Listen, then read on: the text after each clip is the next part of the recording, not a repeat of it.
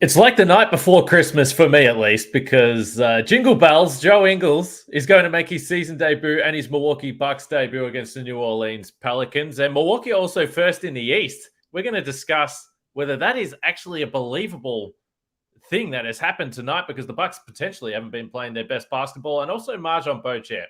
He played really well yesterday against Utah. I'm going to ask Justin and the listeners, is it possible that he can take someone's minutes the longer this season goes? You are Locked On Bucks, your daily Milwaukee Bucks podcast, part of the Locked On Podcast Network, your team every day. Welcome to Locked On Bucks. My name's Kane Pittman. You can see and hear me on this show Monday to Friday, and also find my work over at ESPN. And alongside me from the Bucks Radio Network, fresh off another Milwaukee Bucks win over the Utah Jazz. Condolences to our fearless boss and leader, David Locke. It's Justin Garcia. And we thank everyone for making Locked On Bucks your first listen or first watch of every day. And there's a little bit of excitement around with Bucks fans today. I see on Twitter, Bucks back in first, and also Joe Ingles is coming back, and they're winning games, but a big road trip to come up here. So join us on Locked On Bucks for all the post-game shows and everything in between. We appreciate it, particularly on YouTube, where we have people jumping in on the live stream right now. Today's episode is brought to you by Prize Picks. First-time users can receive a 100% instant deposit match up to $100 with the promo code Locked On. That's prizepicks.com, promo code Locked On. Justin, so as we dive into this, we'll start with Joe Ingles, because this is the big news, and I joke about it, and clearly I ramp up my Aussie bias a little bit. But look, this was the one significant salary slot the Bucks had in the offseason. They spent it on this man. They believe he can be a player for this team.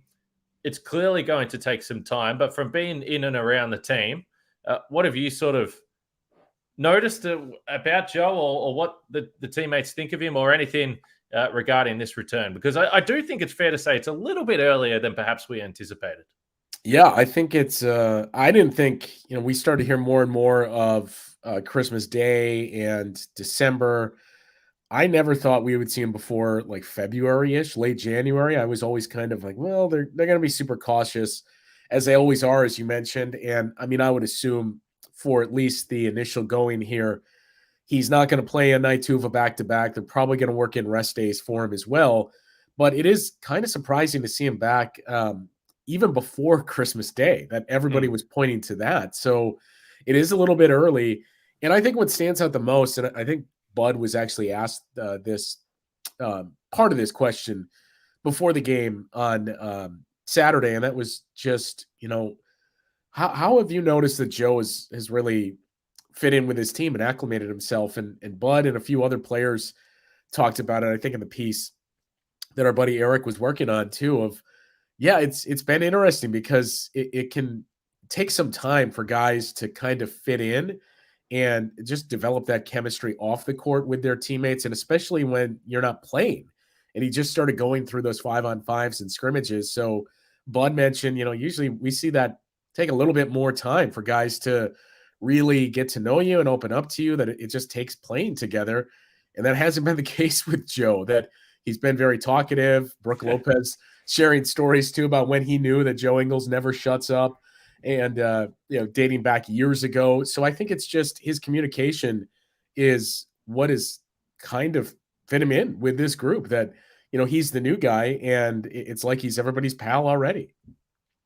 Yeah, Ethan jumps in the stream and says, are Joe and Chris best friends? So look, we don't know what he's going to do on the court, but what we have seen is Joe Ingles, as the story from Eric Name points out, and as anyone who's followed Joe for a long time knows, never stops talking. In timeouts, he's always talking to the refs, or he's making jokes with his teammates. And him and Chris obviously spend a lot of time on the sideline, and they do look like they are very, very close. But as far as the on-court stuff, I think it matters. And I did a little YouTube short on the weekend when Woj announced that he was coming back.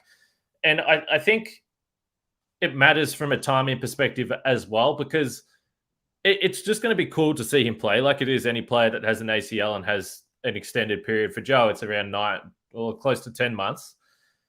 But he's going to need some serious time. And I think one of the arguments I've made about this Bucks team and making trades has been that they haven't seen any of their guys together on the floor. So it's kind of really hard to even look at anything and say this is what they're missing until you see all the pieces together. So at least having 2 months here, and again, there's going to be significant rust. I imagine it's going to need all of that 2 months and perhaps more for Joe to get back to what we think he can be for this team. But I think from a time perspective, it's handy that this return has come now.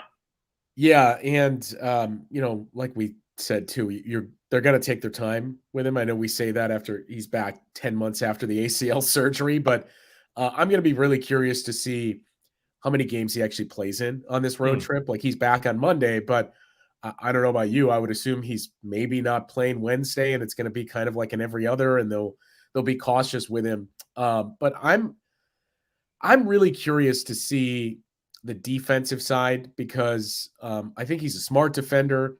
He has all that old man game as well. He can hold up in the post. I'm curious to see how you can utilize him, because Bud has alluded to as well some of the lineups we can throw out there, and we keep talking about this team needs a big wing. Well, Joe Ingles is a big wing, but coming off an ACL surgery and at his age, you wonder where he's going to be at defensively. So that's what I'm really paying attention to, because I think we all assume he's going to juice the offense in those units that he's on, especially when he's playing with Giannis and the two-man game there. And this half-court offense, it's kind of gone through peaks and valleys this year. Early in the year, it was horrendous. Not that it's been great since everybody's been healthy, but you knew probably going to be bad until you're really healthy. I'm curious to see how much Joe Ingles changes that, not necessarily this week, but once you get to January and February and he's had more time, how does the half-court offense look then? Yeah, it will be interesting, because I think people that follow the Utah Jazz closely, and we had Andy Larson on this podcast going back a long time ago discussing where he was at last season. He covers the Utah Jazz. And there was definitely some talk that, look, Joe Ingles looks like he's slowed down. He looks like perhaps he's in decline, which was what you kind of heard from last season. Now, I always pointed to the fact that he wasn't the only player that went from a deep playoff run straight to the Olympics and played over 30 minutes a game with Australia, straight back into the NBA season. And he is 34. So, yeah, you are going to expect that there's going to be some decline. But I had hoped that when you looked at the perimeter defense of the Utah Jazz, they didn't have a perimeter defense.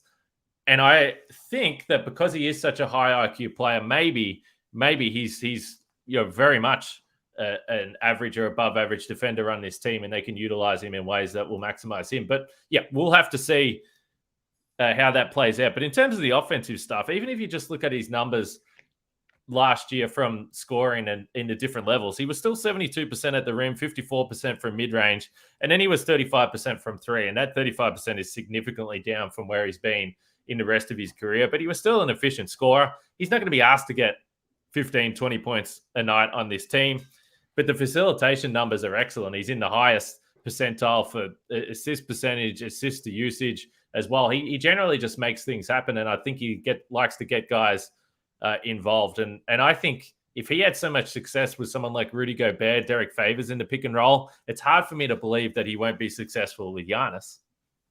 Yeah, that 4-year stretch where Utah was really humming, Joe Ingles was a big part of it. I mean, we pay attention or give most of the attention to Donovan Mitchell and Rudy Gobert, but Joe Ingles was a big a piece of that as any. You mentioned the assist numbers. And when he did those minutes on the floor, I mean, he was in the 96th percentile or better 4 years in a row. And that's when that offense was really elite for the Utah Jazz. So, not only him helping out the offense, we've seen a stretch where there's been much more ball movement. And I think it obviously coincides with the team being closer to healthy. But, you can never have enough shooting. And as we've seen, you build this roster full of, you think, capable shooters, and you seem to go through these patches throughout the season and in the postseason. So I'm curious to see that aspect of Joe as well, and where the shooting is at. Yeah, and he's obviously played in big playoff games as well, even though the Jazz ultimately didn't get through to an NBA Finals. But certainly no lack of playoff experience there as well. But we'll see. He is an older player. But like I mentioned, I think the timing of the return is nice, even though I think we're going to have to be pretty patient in this game with New Orleans. Chris Middleton out with knee soreness. But it looks outside of that most of the players are good to go. Now, Chris has been, as Bud alluded to the other day, a few just little niggly things. He's coming back from a long-term injury as well. There's going to be caution there. So, again, all these guys are going to take a little bit of time. But this New Orleans game is going to be fun, even if Chris Middleton isn't out there. And, yeah, I don't know what the minutes restriction is for Joe, but he might only play 10, 15 minutes, something like that. But either way, it'll be fun to see him out on the floor. And tell you what else is fun, Justin. The Bucks being first in the East. And we're going to talk about that next after I talk about Prize Picks. And if you don't know what Prize Picks is all about, it's pretty simple stuff. You pick 2 to 6 players, and if they score more or less than their Prize Picks projection, you can win up to 25 times your money on any entry. There's no competing against other people. It's just you versus the projections available. Not just basketball, though. You can have NFL. And by the way, scrolling through the old Twitter feed, I don't know what the New England Patriots are doing to finish the game, Justin, but that is some of the most bizarre stuff I've ever seen. But there's also baseball whenever that comes back. Hockey, Justin, you're the resident hockey expert on this podcast, but golf and college sports as well. Prize Picks has got it all. You can make your entries in 60 seconds or less, and it's certainly safe and available in over 30 states and Canada as well. So download the Prize Picks app or go to prizepicks.com to sign up and play daily fantasy sports. First-time users can receive a 100% instant deposit match up to $100 with the promo code Locked On. And if you deposit $100, Prize Picks will give you $100. If you deposit $50, you'll get $50 back. Don't forget to enter the promo code Locked On at sign up for an instant deposit match up to $100. That's Prize Picks daily fantasy made easy. Make sure you check that out. Also, check out the Locked On Sports Today podcast. They've got all your news from around the sporting world. Argentina win the World Cup. There's NFL stuff on. I think the Packers are playing. They're playing Monday night, are they? Or They are. All right. Well, Peter Bukowski hosts that show, so I'm sure he'll have something to say about the Packers. So check out Locked On Sports Today. And now we're going to talk about the team with the best record in the entire NBA, as Sal Cully says, Justin Garcia is in the house. That is an absolute fact. How bizarre is it to you that the Bucks have the number 1 record in the NBA, which I believe that's a fact. It is. I know. Yeah. So they've obviously taken over Boston. Boston have lost 4 or 5. And interestingly enough, the only game they won was that crazy game against the Lakers that they absolutely should not have won. So they're clearly in a bit of a rut. But Chris Middleton's missed 22 games. Connaughton's missed 16. Holiday's missed 7. Giannis has missed 5. And as we've discussed, Joe Ingles has missed all 29. They're ranked 17th in offense. They're ranked 18th in half-court offense. They're ranked 25th in transition. So the offense has been struggling all season long. And part of that is guys in and out of the lineup and just key players to the offense out. But they have the best record in the NBA. Again, I ask you, does this make any sense? Yes and no. I think so. They have the best record in the NBA because of their defense, obviously, and they're I think they're second in defensive rating now. That they've slipped a little bit, and that's what's been kind of interesting. Is it's almost like human nature for the early going for the first 20-ish games where they were playing without Pat and Chris. You knew we got to win with defense, and they put everything into that. That defense, the first month of the season was just absolutely elite. And I think as guys have started to come back and you've gotten healthier, there's probably a tendency that's human nature, like I said, to just kind of ease up a little bit of, okay, now we have the help offensively. We don't have to be as concerned of let's be dominant here. And we've seen the defense take a little bit of a step back. So I know Bud has talked about it a little bit, that there's some things they need to clean up there. So I'm just curious to see where they land. In terms of, is it surprising when you go through the injury history and the players that have missed games and the amount of games missed? The most surprising thing to me is that the Bucks, I think, last I checked at least, are still second to the Magic in games missed to injury. So that's the most surprising part, because I mean, we talked about Chris and Pat missing the entire season up until a couple of weeks ago. But, Giannis was out a couple of times. Drew missed about 5 or so games. Brooke and Bobby are seemingly the Iron Men on this team, that it just doesn't seem like the Bucks are the most injured team or one of the most injured teams, despite us constantly mentioning, look at this injury report. I think just because it hasn't been Giannis and Chris on the injury report extensively and the big names, it's not to slight Pat Connaughton, but it's been a lot of guys making up that bench mob and then Chris Middleton that have missed time. So them being the second most injured team is what's surprising to me. But I think overall, winning with their defense, and it just speaks to the Eastern Conference as a whole, and the NBA as a whole, I guess we should say, that we thought coming into the season, the Bucks and the Celtics were the two best teams. And the first, we're 2 months into the season, it's done nothing to change that. And I think when you point to everything you mentioned in the lead up there, that just drives the point home even more, that the Bucks have dealt with injuries. Celtics have lost 4 of 5. The Bucks looked lost at times very early in the season, and yet here are these two teams still a couple of games up on everybody else in the Eastern Conference. Yeah, that's right. And I think we've seen a couple of performances in the last week. And first of all, the Memphis Grizzlies are an awesome basketball team. So I don't want to say that was just the Bucks having an off night, because clearly the Grizzlies, played fantastic. But we have seen that if night in, night out, you're relying on that suffocating defense that we saw, particularly through the first 2 weeks when the Bucks went, I believe it was 9-0. It's not going to be sustainable through the entire regular season. Now we've seen for the Bucks 82 games. Yeah, that's right, and we've seen the Bucks absolutely turn up the defense in the postseason. They certainly did so against Boston last year. Yep, we know the 3-point stuff, but defensive rating of 97 overall, even though they were outmatched offensively. But to do it night in, night out, it's going to take a toll in the regular season. So we saw games like the Houston one, and then again, as I mentioned, Memphis. So that's why it will be pretty damn important for these shooters. Some of the guys that have struggled, Bobby Portis, obviously Pat's only played a few games back. Hopefully he can shoot the ball well. And then, as we've mentioned, Joe Ingles, these guys, they do need some relief on the offensive end in the long term for this regular season. And now they've got this road trip, and starting with tomorrow, this Pelicans team is also awesome. And we have seen that the Bucks at times, those two teams, again, mentioned them, Houston and Memphis, these super athletic teams have caused the Bucks a little bit of trouble. What do you think, or what are you expecting tomorrow from the Pelicans? Because I'm really excited for this game, but I was also really excited for the Memphis game. So I was not excited for the Memphis game because, oh no, for whatever reason, the Grizzlies just seem to have the Bucks number, and I think part of it is what you talked about with sustainability in the regular season. It's a young team. It's a team that gets up and down the floor. Not having Drew Holiday was huge in that game as well. Yeah. And, we talked about this during the Warriors game off the air and on the air on the broadcast, but I thought Golden State being without Andrew Wiggins was a bigger loss than the Bucks being without Drew Holiday. And not to say it's a slight on Drew. It's just he's become the defensive MVP and the Swiss Army knife for that team that Draymond Green used to be. So to not have him there and throw him on Giannis and Chris, Drew didn't play, but you could throw him on him and his offensive ability as well as Jordan Poole continues to struggle. So that was a really big miss.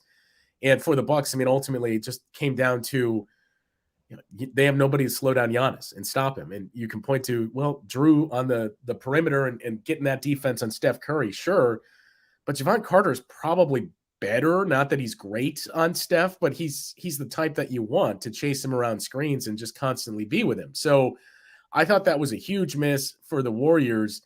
And the absence of Drew was much bigger against the Grizzlies because of their ability to penetrate, score around the basket. And you really just need Drew Holiday to be there to help cut that off and be the head of the snake. So when he was gone, you saw they were not afraid of Brook Lopez. They were able to get into the lane with ease and finish around the basket. And, also talked about this team being younger and they get up and down the floor and play at a high pace. The Bucks don't really do that. Not that they played the slowest pace in the league, but that's not their style, especially in the regular season. And this Grizzlies team has just had their number for the last couple of years. I mean, think back to last year. They won in that building by, I think, 25.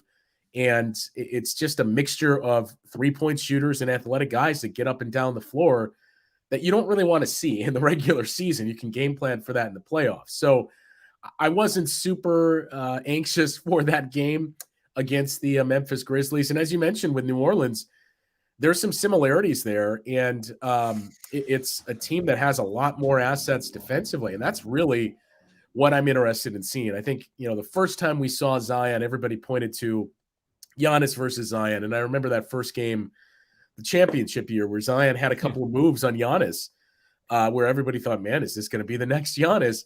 But to me, it's really the defensive matchups, because we've talked about how good the Bucks defense has been, but New Orleans, I mean, they're right up there as well. I think they're in the top 5 or close to it in all categories, offensive, defensive, and net rating.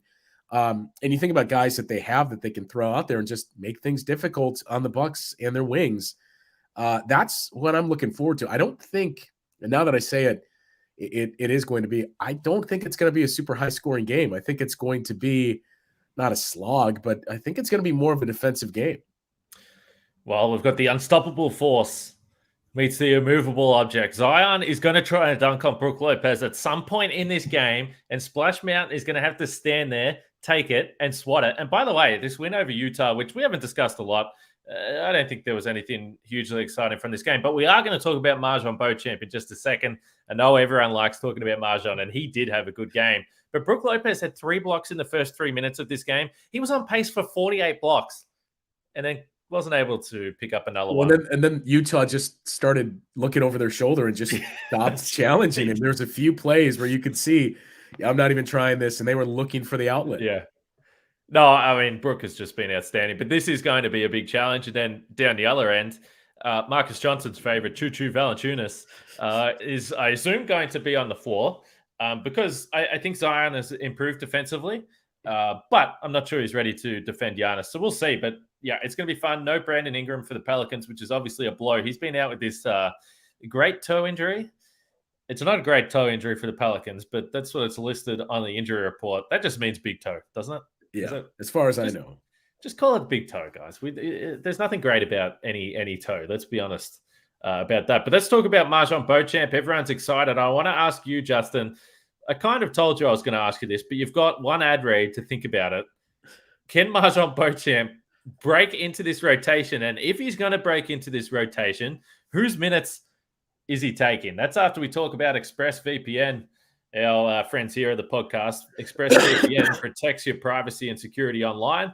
Everyone knows that. But here's something you might not know. You can also use ExpressVPN to unlock movies and shows that are only available in other countries. Maybe you've run out of stuff to watch on Netflix. This will change your world. And it will change your world because here in Australia, I don't know if it's happening everywhere, but Netflix is just taking a bunch of shows off. Like The Office is about to be gone on Netflix, which is something that it's been it's been off Netflix for years for us in America. Okay, well, don't go into US Netflix if you want to watch The Office, but there are plenty of other countries that you can go to, and ExpressVPN is perfect for that. You just sign into Netflix, fire up the ExpressVPN app, change your location to wherever it needs to be, UK, who knows? Refresh Netflix, and that's it. You're good to go. But Hulu, BBC, all these other things that you might want to use are there on ExpressVPN. So if you want to get access to hundreds of new shows, go to expressvpn.com/lockedon right now, and you can get an extra 3 months of ExpressVPN for free. That's expressvpn.com/lockedon, expressvpn.com/lockedon to learn more. MarJon Beauchamp was excellent in this game against Utah, Justin. He was knocking down the threes. He's not shy. We love that about him. But he also had a nice finish, putting the ball on the floor, getting to the basket. Overall, he played 19 minutes, 5 for 9 from the field. Did he add 3 assists? Am I reading this box score? No. A couple of assists, a couple of rebounds there as well. But 18 points overall for him. Clearly, his most impressive outing for a while. He got a bit of burn towards the end of the Memphis game. Before that, we know he was sick for a few weeks, and that's why he was out of the lineup. No Chris in this game. No Giannis in this game. Ingles, who we've spoken about. There is just a lot of guys in this rotation. Is there any way that MarJon Beauchamp is going to force one of these vets to lose some minutes so he can break his way in? Because I've said it before, there is no doubt that it is exciting to watch MarJon Beauchamp because we just haven't had a rookie to really get behind for a long time. And it's fresh, it's exciting, and he actually looks like an NBA player. He does, and I think it's worth pointing out. And actually, I see a comment saying the same as well. Mamu looked really good yesterday too. As Mamu was just around the ball, he has a nose for the ball, and I've talked about a lot how Bud and the staff continues from day one, I should say, to mention if you want to earn playing time and keep it, you got to make winning plays without scoring the basketball. That's what Mamu did yesterday. He almost had a double-double without the points being in double figures. So he's looked better and better the more minutes he's gotten as well. But MarJon, I was really impressed with yesterday and just continue to be impressed with him overall this season. You mentioned he did, I think, had 2 assists. I like how he steps into threes and he's confident with them. Yeah. He doesn't hesitate. The finish that you mentioned was on Walker Kessler, where it was a nice move that he attacked the blocking hand and figured out how to shield his body and still get it up over him. And obviously the defensive plays that he makes and just the overall IQ that I think is there, especially early in the season. We were comparing him with Jordan Nwora. They're 2 very different players defensively, obviously. But so to answer your question, and not to be the wet blanket here, no, I don't think we will see MarJon Beauchamp as a significant piece in this rotation this season. Not that that's the outcome that I want. I agree with everybody else, and I would certainly be in favor, and a little surprised, frankly, that this hasn't been the plan, to give him more consistent minutes and be more diligent with working in rest for guys like Wes and George Hill and whoever, Pat Connaughton occasionally, and just your veteran guys. Give them some rest throughout the season. Joe Ingles is going to be in that mix, and give MarJon Beauchamp those opportunities. Obviously here in the G League, he's going to continue to get those reps, but he looks already like he's a rotational player, which is great considering how raw he was coming in. And, all the questions were on the offense and the shot, and that's looked great so far. So I've seen enough to know this guy's a rotational player, and I wish for him to have the minutes. Unfortunately, with the makeup of the roster, as it sits right now, I just don't see it. I think it's going to continue to be performances like last night, where it's when guys are out, MarJon Beauchamp gets a little bit more of an opportunity. Yeah, so as you were just talking there and I was listening to you, I started jotting down the names that are in the rotation, just to outline how challenging this is going to be. And nothing is ever perfect. There's going to be guys that are out. So during the regular season, he's going to play. But we're just talking night in, night out in the rotation. So I've got Drew, Chris, Giannis, Brooke, Pat, Bobby, Javon, Grayson, and I've got George Hill, who I think, I've been saying it all year, but I think he's playing well enough. If you had to cut out one guy from the guard rotation, it's probably George Hill. But that's 1, 2, 3, 4, 5, 6, 7, 8, 9 guys right there. If Ingles is a player, that's 10. Wesley Matthews is he hasn't played a lot this season. They're clearly managing him through the year, but that's 11. And Wes is a guy that, if MarJon continues to play well, I don't think it's 100% out of the realms of possibility that MarJon could take some minutes there. But I do think that because of the size and strength of Wes, he is going to be valuable in certain matchups. Defensively, there is going to be trust there. But that's the 11th guy. And You're not playing 11 guys in the postseason anyway. So, I don't know. Again, that's assuming that everyone's healthy and it's a perfect world. But if he continues to play the way that he plays when he does get his opportunities, you never know. No, and look, if this becomes a redshirt season for him, obviously it's disappointing you don't get a chance to see him in meaningful minutes, but it's probably going to be beneficial for him in the long run and to continue to develop him. And again, Mamu is another guy continuing to develop him. The big thing he doesn't have is rim protection for the positions that he's going to have to play because he's not a 3, but I think he's developed nicely so far. I would go back to when you went through who would be the odd man out. I still wouldn't rule out George Hill playing over Javon Carter in the playoffs. And I know it was the conversation that everybody was butting their heads against the wall last season. George Hill's looked really good this year. He told us on media day some of the reasons why he didn't look himself last season. George Hill has that trust in Coach Mike Budenholzer has trust in him. And even, some of the recent games, we've seen George Hill as one of the guys out there in crunch time, closing things out when the Bucks have been shorthanded. So between those two, I'm not willing to say it's everybody's favorite backup point guard, Javon Carter, that's going to get the nod over George Hill.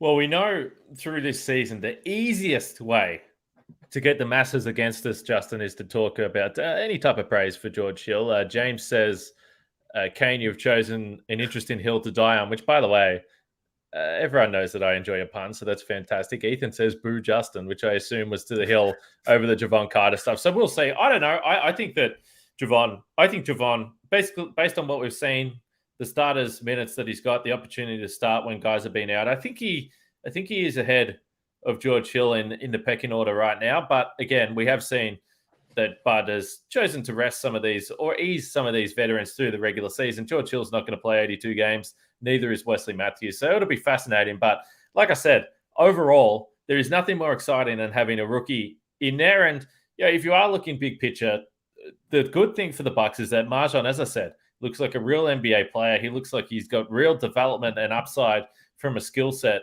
perspective.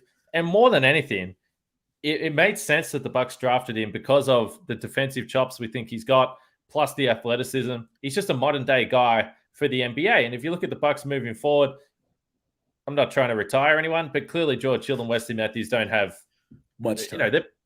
They're past their prime, and Joe Ingles is on the 1 year deal, so you don't know what he's going to look like beyond all.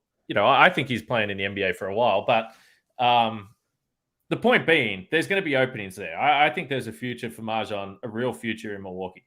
Absolutely. And I was actually, I was talking about this with somebody after the game last night. I'm curious what your take is. What we've seen from MarJon so far, and granted, it's a small sample size that we've seen.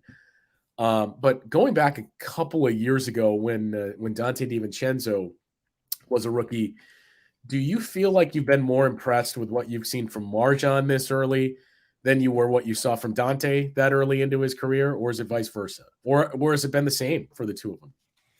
Well, I'm an old man, and it's been a big few years, and I can barely remember 2018-19, or was it 2019-20? No, I mean, Donte, the similar thing about them, and again, I think this is because there is a thirst for rookies in Milwaukee because there just hasn't been a lot of them.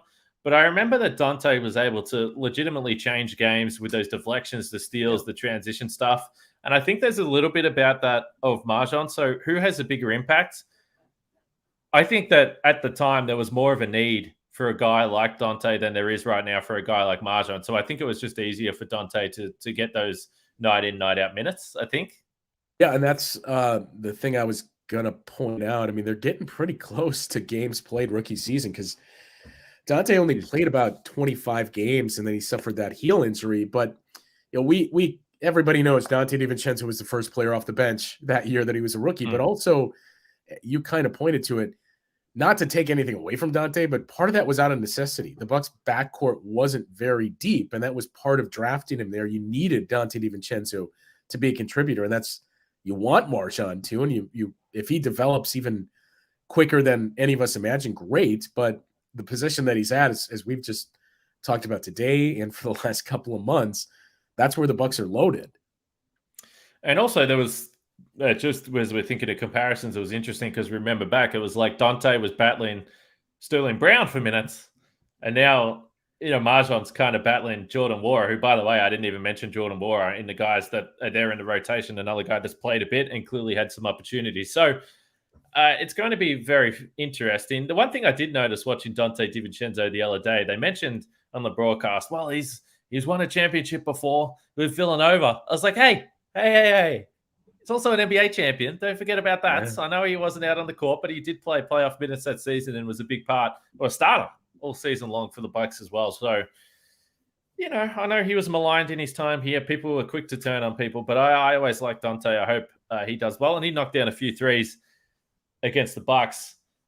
We've had a lot of people in this stream today, Justin, and we could probably roll on for another half an hour, but I think I'm bound by the Locked On Network laws that we need to wrap up this podcast. But like I said, Bucks and the Pelicans tomorrow. Joe Ingles returning. If you're an Australian like me, Dyson Daniels a player to watch on the Pelicans, but Zion and Giannis, and there's just a lot of good stuff from this game. Hopefully we're able to have a enjoyable podcast, unlike what happened after the Memphis game, because I know Frank's fired up to podcast and we'll be back after post-game. You'll be on the radio. You still do post-game. I know you're doing pre-game. There's post-game show people can listen to. There is. That was really fun on Thursday.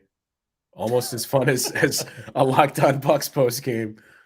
Mate, I text Frank halfway through that game, and I was like, are you willing to talk about this shit show? And I was just praying that Frank would podcast with me so I didn't have to go alone and discuss a 50-point beatdown at the hands of the Memphis Grizzlies. But we pushed through.